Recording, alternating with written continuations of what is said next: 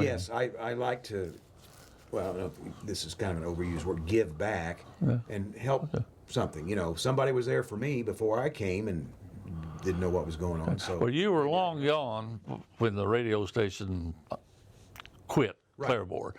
Do you know what the details were on that? No, I left. Well, I left in January of 1973. By that time, I had graduated from OMA, Claremore Junior College, and was going to the University of Tulsa. Well, I was still living here in Claremore, going back and forth. Well, after one semester, that got old real quick. And I was still on the air here, still working, still doing fine.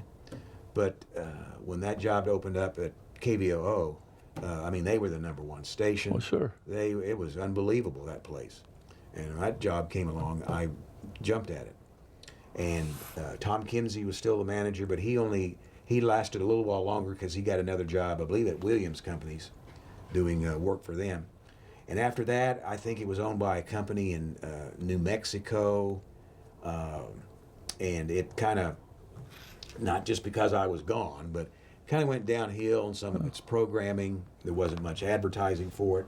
Now again, the signal wasn't all that great, and you had to shut down at night. Okay, in December, we signed off at 5:15 in the afternoon. Yeah. You know, but then in July and August, we stayed on till 8:45. So sometimes in the summertime, we'd have Little League baseball games on the air. And a lot of times I did those games. At Powers Park. Actually, it was still at Claremont. Claremont. The Little League fields Yes, at that time were still at Claremont. 2 fields there. And I was in I call it a booth, but it was not much more than a outhouse type building. I had a microphone. I was there. I was on the air for maybe 3.5 hours with no break.